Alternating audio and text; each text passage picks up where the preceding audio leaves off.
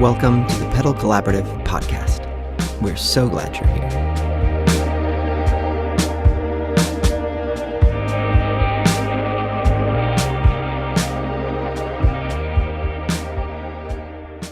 Hey, welcome back to the Pedal Collaborative podcast. I am your co-host, Alan. And I am your co-host, Paul. Welcome back. Glad to have you. I love that we're co-hosts. I love that, the word co-host. Yeah, it's co-host. We're doing this together. We're collaborating, if you will. We are, and I think before we get diving into this one, I want to take a break or pause and let all of our listeners know. I mean, obviously, I feel like a lot of our listeners have jumped into this podcast because of the YouTube channel or the Instagram channel that has been kind of going for the last year plus. But what I don't think people understand is, Paul, your role and how you have kind of been behind the scenes this whole time, and it's not been just a me thing. Yeah, we kind of alluded to it in the first episode that I was like, coming from behind the curtain, Wizard of Oz style. But yeah, we basically sort of plan. I mean, you have been doing the bulk of the talent, if you will, for using the broadcasting words, since we're just talking about my broadcasting degree. Yeah. But sort of planning and looking at trends, and I'm always researching and sending you things I see that people ask questions online to be like, hey, we should make a video about this, or hey, I saw this. And then I guess by the time this episode's out, people have seen it, and also helping design the website. That was a big part of You're absolutely things. A big Our part website, of that. Our new logo that will be out by the time people listen to this episode, which is very exciting. So putting on my marketing hat has been my backseat driving. Is that the word? Yeah, I think so. That's fair. Phrase? We'll use that phrase. Yes. So yes, thank you for the acknowledgement. I appreciate it publicly. Oh, absolutely. I mean, I know that I couldn't do this alone, and I think a lot of people might think that I am, and I just didn't want that to continue. Set that record straight. Well, thank you. The record is now set straight, just for us to turn it wobbly. Look at what I did there. Look at that segue. That. No, so this week, as we teased on the last episode, we are going to be talking all things modulation as we move down our signal chains. And before we get into what those are and kind of our favorites, etc., I wanted to finish a bullet point from our last episode where we were kind of talking about, what to do when you're what to look for, kind of tips when you're buying new pedals or adding to your rig. Yeah. And I wanted to illustrate a story that I in my early pedal buying had a mishap and learned from that. And the piece of information I always want to recommend to folks who are like building a board or kind of figuring out what the next thing is, you'll see a lot of posts online of, hey, this is what I have, what should I get next?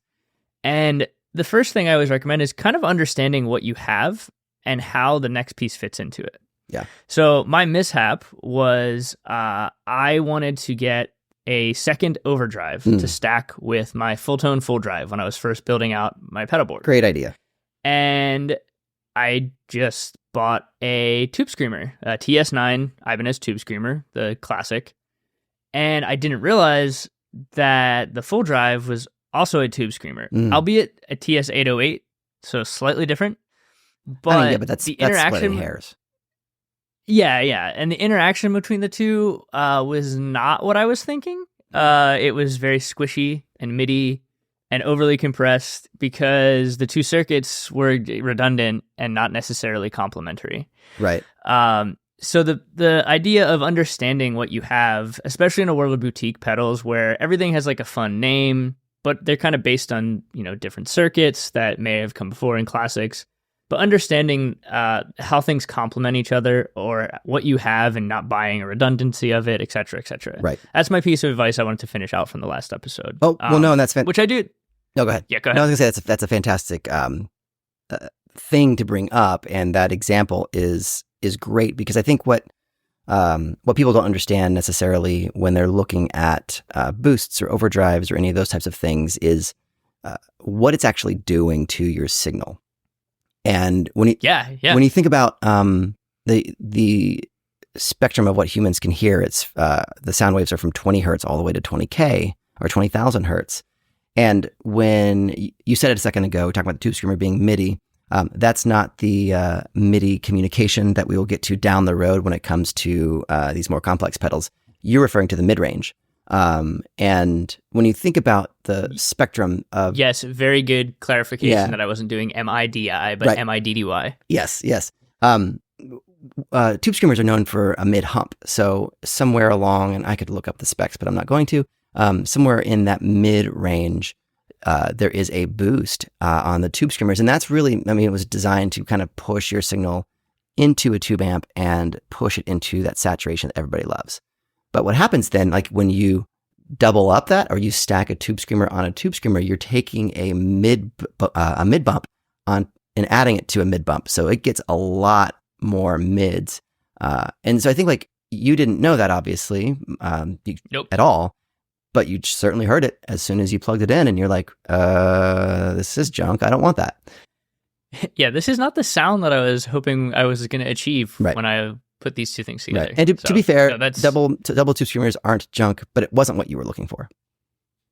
No, correct. Yes, I was looking for something a lot more throaty and less MIDI, to use those guitar player words that don't really mean anything in real world. Yeah. So it does really apply. I wanted to make sure I wrapped that piece of advice since we were kind of going into that at the end of the last episode. But it does also apply when getting into modulation pedals, kind of for the same point you were just making about understanding what it does to your signal. Yeah. Because you can do some really weird stuff if you stack the wrong modulation pedals, and sometimes it's a cool effect where it's like, oh, that sounds really weird and out of phase, and sometimes it's just like really bad and plasticky and awful and doesn't sound cool. Sometimes it makes you want to throw up. Yes. Yeah. I mean, you've made a few patches, I know, with the Juliana that are like so seasick, which I know is like part of their like bit with that pedal is like you can get to seasick, but you've made some gross ones. So thank you so much. Of course. Before we get into our experiences with modulation pedals, I wanted to just kind of talk about what modulation pedals is, or what modulation pedals are. Whew. And modulation, just in like as a word, it simply means movement. And you'll hear a lot of guys when talking about shaping their tone, or perhaps like guitarists who play both rhythm and lead guitar, that they'll use like subtle modulation just to add some movement to their signal. And so when we talk about movement, we're talking about your tremolos, your rotaries, your univibes, your phasers, your flangers, your choruses, vibratos, and rig mods. We can kind of pull those apart. I don't have as much experience with all of them, but just understanding sort of what a modulation pedal is and what we're talking about today, that list is sort of the quintessential modulation. Sure. Yep, absolutely. And understanding that basically all of these pedals, the way they work is they kind of like continuously affect your signal by how they move. Yes. So anything you want to add to that? Well, I think as we think through like our signal path and knowing that we have some more topics like delay and reverb, to me, modulation is the most complex, and in what it does and understanding what it does. So I don't know, maybe that's just hey, this might not be too deep because I don't understand it as well. But we have Google and we can always dive in if we need to. Yeah, exactly. I think that's a really good point. Is we are not experts, but we are well experienced. Is a good way. I think we have sort of alluded to that a few times. Yeah, I would say in modulation, I am nowhere near an expert, and I would say honestly, my experience is small. And we could talk about that because I know that we've talked about like some of our first what were our first overdrives, things like that. Let's talk about our first modulation pedal experiences. Yeah, so if I am correct, your first one is recently your first one that you owned, right? Oh my gosh, yeah. I would say 2 years ago, 2022 was the first modulation pedal that I ever bought, and it was the Walrus Audio M1. That is pretty crazy to be the first one, since that's also like a really awesome one. Yeah. To start out with. Yeah. Well, I think. I was gonna say, why was that? What made you finally get one? Yeah. Well, so I think like when I look back at my history of playing and the styles that I played and bands, and I know we've talked about both coming out of like a house of worship experience. most of what I did in my playing was fairly clean in terms of the quote unquote modulation to the signal. So overdrive, distortion, boost, yes. Delay and reverb, yes. But in the types of music I was playing, I had to sit inside that mix. And for me, in those times, adding in modulation just felt too muddy, and I didn't like the sound. I didn't like the feel. So I avoided it for the longest time. And I took a little bit of a hiatus. We actually haven't talked about my hiatus. I took a little hiatus from music. And when I came back, I got bit by the pedal bug, and I got bit hard. And you know this, and how much I got into it. But I wanted to write, instrumental music, ambient instrumental music. And I wanted for myself to release an album. And as I was kind of building that board on what I wanted to do, I determined I wanted to bring in, tremolo, and I wanted to bring in chorus. And those are the two modulations that I feel the most comfortable with. And it had it both on the M1. It had some other things too, that I would sometimes play with, but it's one of those multi-effects where it's like, it's got a bunch of different options. So I'm like, hey, for the price, I get the two that I'm looking for. Also get some really funky, awesome, vinyl-y, lo-fi vibes that I can get into it. And if I don't dial in any of those other modulation sounds, no big deal. I got what I want. Yeah, no, it's a great. I think also if you're like new to modulation, just like a little tip off of that, it is kind of nice to start with something like the M1 where you get a bunch, because it lets you explore what you like. Yeah. And kind of like figure out what sounds you need in an individual box if you want to. Absolutely. And yeah, I remember you were getting some really cool sounds out of that M1, because I think you got that right around the same time you actually got the Walrus ACS1 to test out. I did. And I remember you made like a really cool like lo-fi amp sim because you combined the two. And I remember being like, wow, maybe I should get those too. And then I was like, wait, I can probably recreate them with stuff I have. I don't need to do it. Right. That happens every time one of us gets I know. Ends up getting two of them. But no. So my first was not nearly as complex, though it was also a multi, and it's one of those ones I think we've talked about a few times. There's just pedals I wish I didn't get rid of because they were either unique or rare now, or just something and this one was the Ibanez Tone Lock, which was I've had a couple from that series. Their CF7, which was their chorus flanger. Okay. It had a lot of idiosyncrasies to it. You had to pick between chorus or flanger mode. Yeah. It had the tone lock, which you can like lock your knobs, which is actually really helpful because you can like pop them up and lock them. Okay, that. Let me pause you right there. That feature that the Tone Lock series had has not been replicated, but it is like one of the coolest features ever, I think, in terms of practicality. Because it. Oh yeah.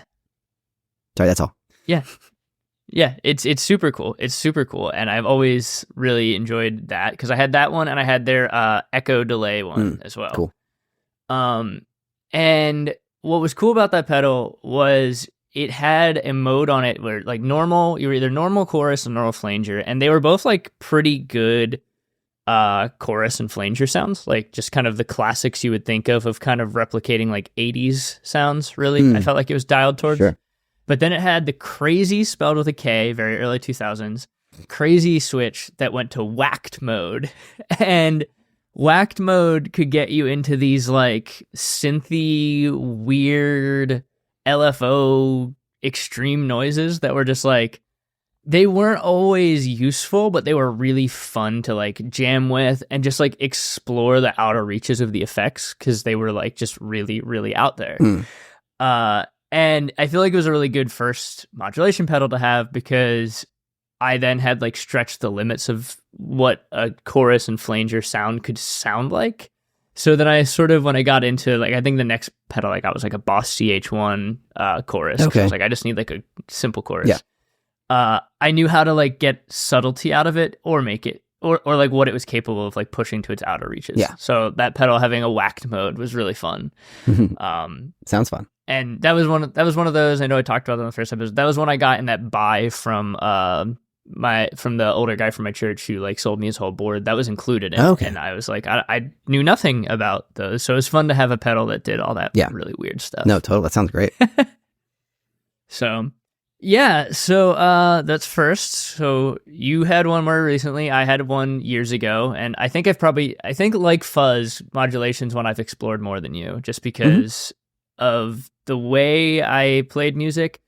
And also like I have done a lot of rhythm guitar playing and singing in bands, whereas I prefer playing lead guitar.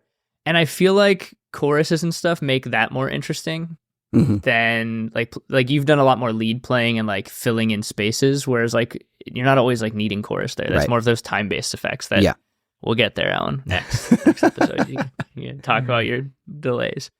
But yeah, the one, I guess one thing I wanted to talk about, what's the one I have the least experience with, and I think you and I have talked about this just privately. I don't understand still to this day how ring modulation works. Just like putting that out there, if anyone wants to comment and explain it to me. I have messed with it in multi-FX pedals. I've messed with individual ones in the past. I don't get it. It just sounds like metal hitting metal whenever I turn it on. So maybe you can explain it to me, but I feel like we've discussed that neither of us really enjoy that effect. But well, okay. So to be fair, the more I'm diving into it, the more I am starting to enjoy it. Understand it, not really, but enjoy it. I think there is ring mod available on the Meris LVX modular delay unit, and I've used that a lot, just messing around. And then recently, I picked up the Dr. Scientist BitQuest, and it's a really cool, funky multi-effects and ring mods in it as well. And so I'm starting to dive into that as well, because, I don't want to be afraid of something and not use it. I just haven't really had places, I guess, to do it. But yeah, this would be a great place there. People can drop down in comments below and just school us on what ring mod is and exactly, you know what I mean? And what your favorite one is. Because I have never found one that really like does it for me. I think the coolest one I ever played was, and I've actually never said this out loud. Is it Mutron, the company? I'm Mutron. That works for me. Okay.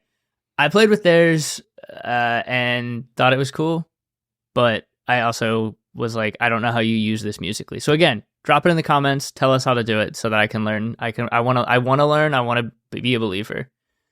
I want to understand it because I've heard people do cool things with it. I just don't know how to do it. I don't know why. Yeah. It doesn't work for me. Yeah. But that I want to ask you. So we talked about our first. What's your favorite type of modulation pedal? So you're still relatively new to the game, but what's your favorite type? Not necessarily favorite one, or you can tell me both type and your favorite one. That is so. If it's the same, that is hard. I'm still gonna sit probably balanced between.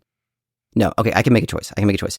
Chorus is probably my favorite, with trem being a close second. But I loved the chorus so much on the M1 that I bought the Walrus Juliana, which is their stereo chorus. And because I wanted to have like a dedicated chorus and still be able to use all the other things that are going on the M1. So the Juliana, she's been with me since, 2023. I know that's not long, but that's the only chorus I have. That is actually long for those of you listening, for Alan to have a pedal that sticks around. So that is pretty. I'm impressed. Yeah, thank you. So that would have to be my favorite. There's so much that the Juliana specifically can do. There's one of our early videos that we did on the YouTube channel was, I think, like 5 different things that the Juliana could do that wasn't chorus related. And so it's not only a fantastic chorus, but it also has some utility and practicality to it.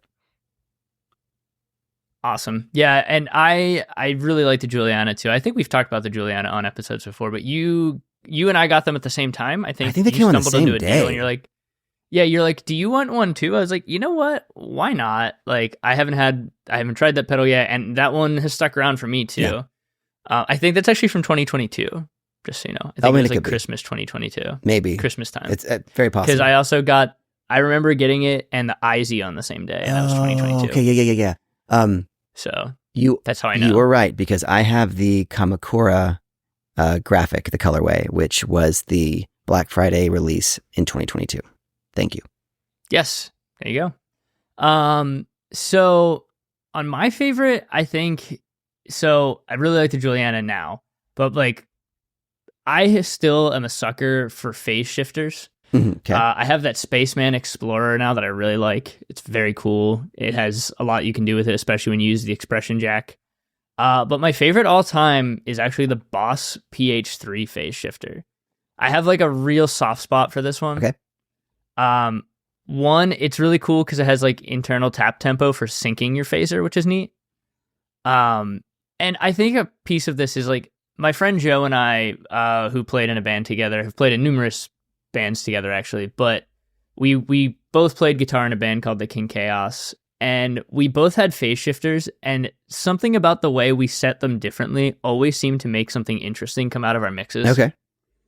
And the step feature on there is really, really cool. The rise feature is really cool. It's just a really interesting way to... It's very like... I feel like it is a perfect blend of what a vintage phaser is. Like there's like the Phase 90, like that like very basic one knob. Right. But then with a lot of really cool modern accoutrement, even though it's an older pedal now. And it just, I don't know, the bright green of it like makes me feel nostalgic and happy. I don't know. That pedal just is, it has a special place in my heart. I need to buy one again because I haven't had one for a while. But nice. That's my favorite. Cool. Which I've just always liked it. I like what it does. I like phase shifting kind of having that like wah type effect because I'm not like a big wah guy. Sure. But the thing you can get out of a phase shifter that sounds like auto wah almost sometimes is like right up my alley. Very cool. I just love what it can do. Very cool. So I'll ask you now what we've done with the last few. So we've talked about our first, talked about our favorites. What is one of these guys you want to try that you haven't got your hands on yet? Can I have a couple answers? Yeah, fine. We can do whatever we want. We make the rules here. That's true. So. I know you and I have been talking about Caroline effects or Caroline pedals. Yeah, Caroline Guitar Company. Thank you. We always get it wrong because neither of us have owned one, but we admire them. So well, and I get it wrong. I think you always call it Carolina, which makes sense because they're from. Yeah, because I want it to be that. In my I know. head. Well, they're from the Carolinas, so that makes sense. I always think about it being like Caroline effects or Caroline something, because a lot of other companies do that, Caroline pedals, whatever, but it's Caroline Guitar Company. And I love that name. And I've never owned any of their stuff. I've been so close to getting some on trades, but it never has followed through.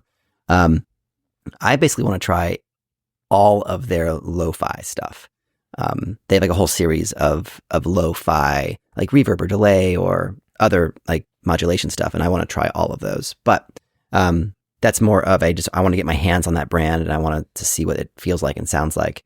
But one that I want to try is actually, it's the Beatronics CB. First of all, I think Beatronics makes some really cool looking effects. Their graphics are... Yeah, they're some of the coolest designs out there. They're a little busy, but it kind of reminds me of, I don't know, like a tattoo.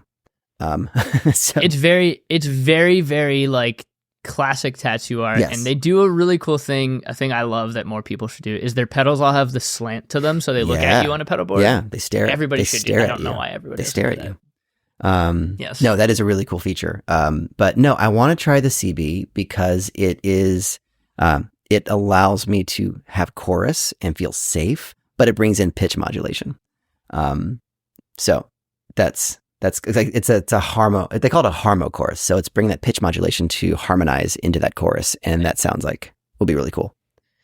Yeah, I feel like maybe it was a couple months ago. I think I got offered one in a trade. I didn't end up doing it because the thing didn't work out, but I should have probably done it so that we could have played with that one together. Well, I mean, we're doing trades all the time, so we can do it, but we'll find it. We'll find it at some point. Cool. What about you? I love... for me, so the Carolines ones, I have been wanting to try, especially because we just talked about phaser, how I like it. The Arigato from them, phaser vibrato. Yeah. I just really feel like that would be up my alley. I want to try the Havoc switch, which I'm hoping reminds me of the whacked mode I was just saying on the Ibanez. But the other one that I do want to try a lot, that I have not had my hands on yet, actually, just because I'm curious, because I have the plugins of, is the Universal Audio one that's escaping my mind, of the one that's like I have their other form factors. What is it called? The Astra? Is that what it's called? I'm pulling it up because I honestly don't know. I'm like picturing it in my head, and I know it's got like a blue and a white look to it. I think it is the Astra. Yeah. That's their modulation. Today, Yep. So. Yep, that's their mod. Yes, I want to try it just because I've liked their other stuff. I've been like sort of lukewarm on some of their stuff, but I kind of want to try that one because I love the plugins of their modulation effects that I have. I feel like sometimes I do a Universal Audio commercial when we get to this section of episodes. But I just want to try the chorus there, the flanger doubler, and the trem. I have the vibrato in the Dream, which is a really cool feature of an amp sim that we'll get to amp sims later. And that vibrato that's like an on-amp one is like really, really cool and rich and deep. Okay. It's nice to have at the end of your signal path. So I'm just curious to try this one. It's not, I feel like it's one I want to try. I don't know that I would keep it forever. Sure. Well, I mean, especially if you have like plugins. Oh, you know what? You said something that reminds me of something that we've... And it's stereo. That is my... Yes. I like that it's just stereo. So it's the CB. I love stereo. We love stereo. Yeah, the CB is really cool too. You said vibrato. And that just reminded me that there have been a lot of conversations in Reddit threads and, YouTube, whatever, where people are confusing chorus and vibrato. Oh, yes. And which the Juliana can do both of. The Juliana can do both. And to be fair, there's a video on the channel here of like chorus effects, how do you choose which one? And I actually brought in the JHS Artificial Blonde, which is not a chorus effect. It is a vibrato. But I brought it against, I think a Boss, CE1, I think, or CE2, I forget, or CH, I forget. And the Juliana. It was I think it was a CH1. CH1. Okay. So I brought all three of those in to see, like, from ease of use to the sound quality, all that sort of stuff. Like, how do you choose? But chorus is not the same as vibrato. And I just want to throw that out and just kind of give what the difference is. That way people can understand that in terms of how we talk about it. And they also just know. But basically, so chorus is, it happens by splitting the signal in two, and then it applies a rhythmic shifting pitch to one of those signals and leaves the other one unaffected.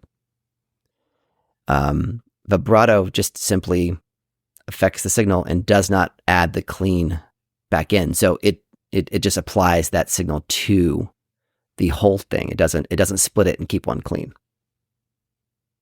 Yes, and I don't think I knew the technical definition until now. Just I kind of know what they sound like, and I feel like vibrato always seems like it, for lack of a better term, muffles my signal a little bit more. Yeah.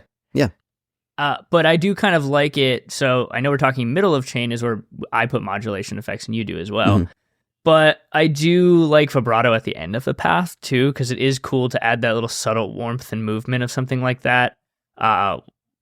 Towards the back end. And I think I like that too, because it's like kind of like vibrato, reverb, trem. Those are all effects that have like been on amplifiers for years, for decades. And so it's inherently sort of the end of your signal path if you're plugging pedals in, is that your amp has those. Right.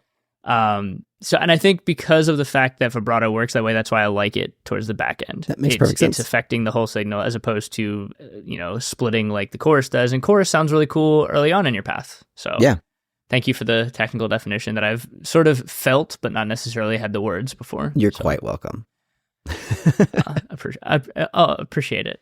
Also, while we're here, my first video will be on the channel soon. Yes. You know what? I'm just going to say we're going to put it out in tandem with this episode because I did a little OP1, just no talking playthrough of the Walrus Audio Monumental, which is their stereo tremolo that they put out earlier this year.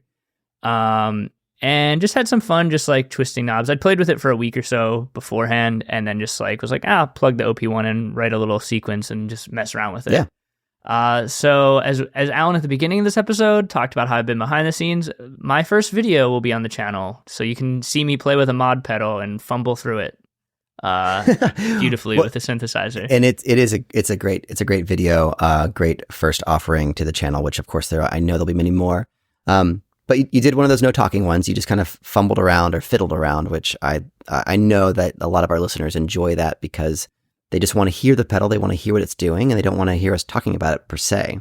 But I'm curious. And you already did a video talking about it, didn't you? I don't know if I talked about it or if I did a guitar-based no talking one.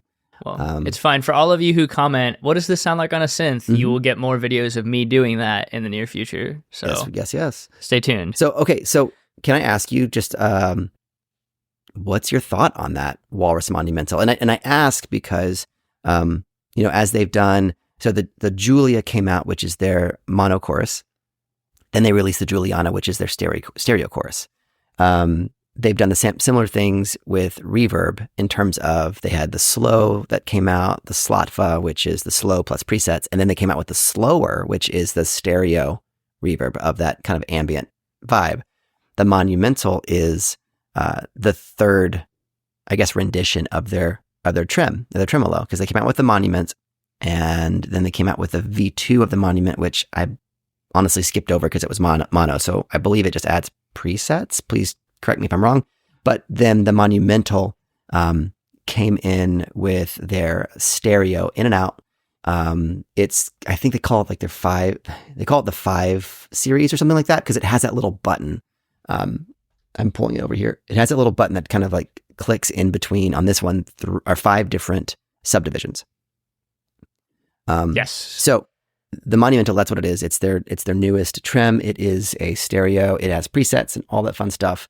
Give me your take on it.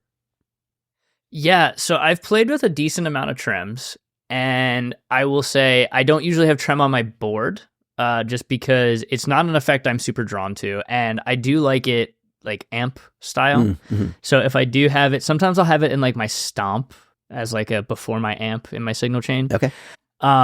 This is probably the most interesting stomp box trem I've played with. A couple of things I like that stood out. The ability to switch from standard to harmonic. Yes. The harmonic trem is really, really interesting on here. I was kind of finding, as I was fiddling with it, just both with guitar and then plugging my OP1, and even in the video, when I was listening back to that, I was like, oh, the harmonic is the one that I like the sound of the most. The other thing I loved is the tap divisions, as you mentioned. Having tap divisions as a trem is something I didn't know that I wanted desperately until I had it in my hands. Yeah. And especially at some of the like faster divisions, I was like at the 16th even, I was like, oh, this is really like, it's bringing in movement in a way that typically I would get from a delay pedal, but in a way that's not time-based, just moving back and forth. Yeah. Also, I do like the pan, which is something I really like on the slower. That's a secondary function, but having it just top level to be able to pan, very cool. Yeah. And then the ramper is super sweet. I think I did that in the middle of the video, like just the signal goes. Yeah. It starts to move really fast with the ramper. So that, and then the wave shapes, the randomizer shape was really cool. It's got honestly, if you want a trem and you like trem, it's probably, I'm trying to think in the current market if there's other trems that have all those features in one box. I don't know if there are. And the other nice thing with Walrus pedals is they're like single pedal format, right? But they have all those features stacked into it. Right. So you can fit it on like any board basically. So I was a fan. I as a guy that doesn't usually use trem on my pedal board, I probably wouldn't have it long term, but if I had limitless resources and the ability to have every pedal ever, it's like the trem I would keep in my arsenal. Yeah That's my take. Very cool. No, I'm just looked up like just what kind of stereo trems are out there, and there really isn't.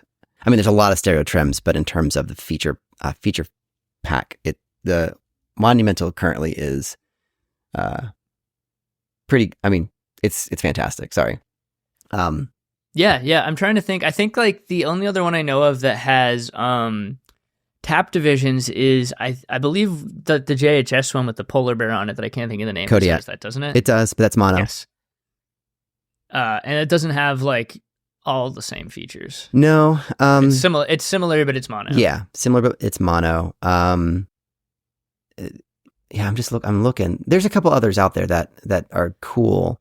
Definitely have some cool features, but you're going to sacrifice something, right? You're going to sacrifice the size. You're going to sacrifice price, features, all that sort of stuff. So from a standpoint of how much can get jam packed in a sub $300 pedal. Because I think right now, currently, it retails at $279. Monument. Yeah, I didn't even realize that it was that price. That you're getting a lot for the price in that pedal. Yep. So, you know what? Honestly, that's my take. The Source Audio Vertigo trem pedal might be something, just because it has so much digitally that you can do. Like Source Audio has their app that you can use to create the sounds that you want. Yeah, I think you're right. I just also hate that. I know. So I know. I want all the knobs in front of me or secondary features. I know. I agree. I don't like apps.